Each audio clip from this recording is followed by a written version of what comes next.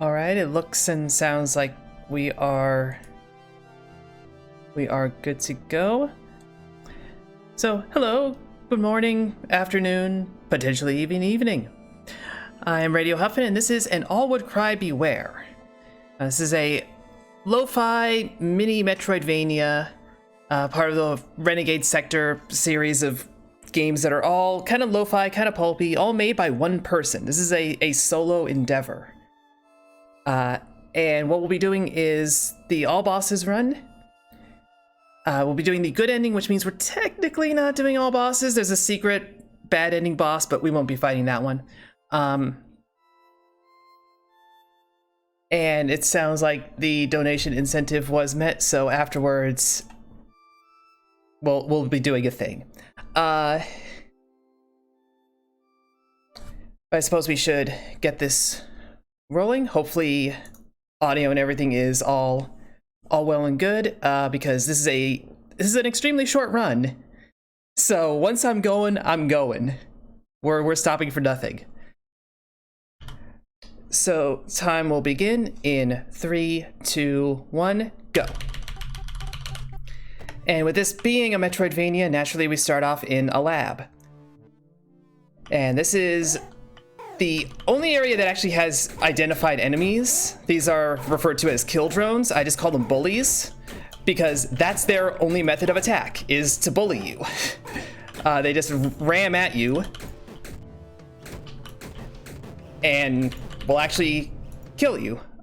So I can't say that's never happened before, but it is uncommon because the AI on those bullies is completely non-deterministic. We've never been able to figure out how they actually behave.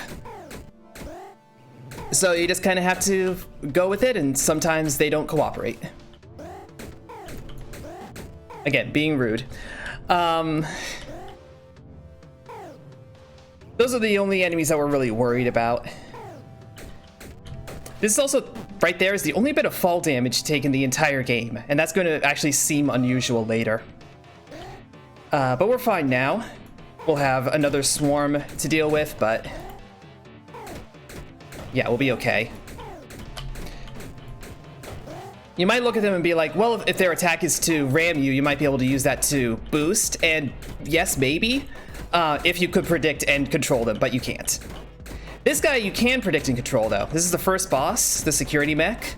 He's just gonna shoot a flurry of bullets, run at where you're standing, repeat. So we just kind of coax him towards the door, and it makes the exit pretty easy. Again, with the bullies. But that's over with, so we're gonna go to the one bit of menuing, or the first bit of menuing in this game. If you screw it up, you just get lore bits that waste time. That's all. And now we're into the alien world Xanadu. It's called Xanadu for reasons. And despite the bullying earlier, I got that skip first try, which is incredible. That's the vine climb. What I just jumped on, you're not supposed to be able to get on top of.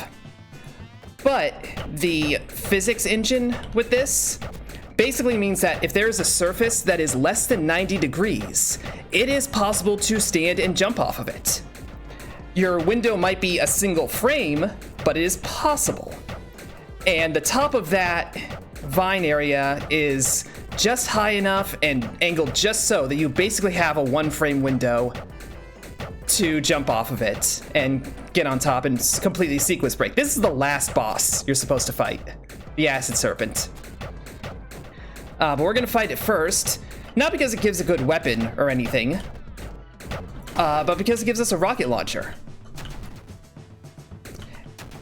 And you might think, oh, rocket launchers are good weapons. It just broke down those, that rock wall, no problem. It's actually a bad weapon, because pretty much everything in this game does around the same amount of damage per shot.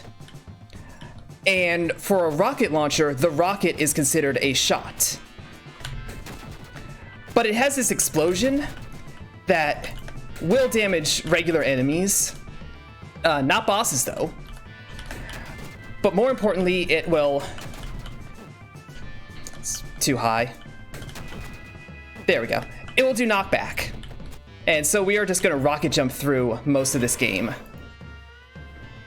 The actual combat is coming from this flame orb. Like I said, things do about the same damage per tick. Flame orb does about 1 tick per frame. So it's very damaging. And we're going to see that as we get over to the second boss, the middle boss of the game, Dart Shell, which is a very dangerous and annoying turtle, and it's dead.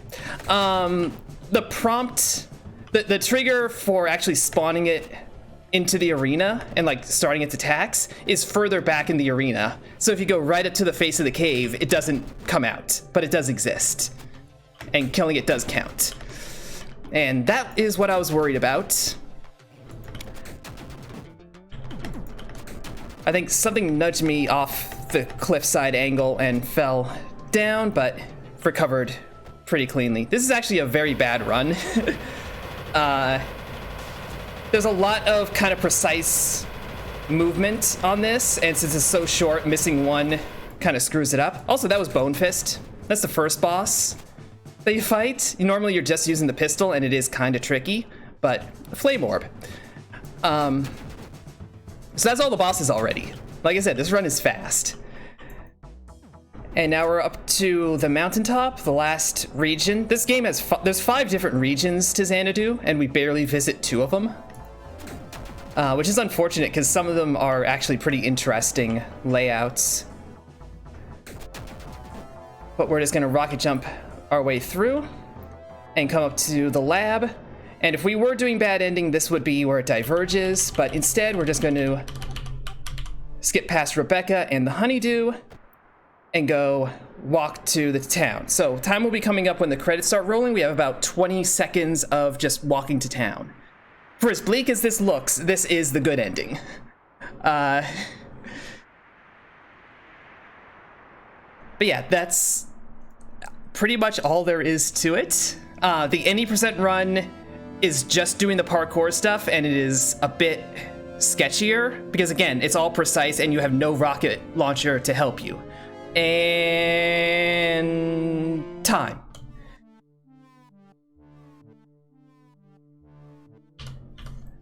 So yeah, like I said, that is it. That's very short. And yeah, a lot of stuff in this game is recurring throughout the series and throughout the franchise. I think someone mentioned that Alec puts out about a game every 4 months, every 4 or 5 months. Some of them are a bit rough, some of them are pretty good.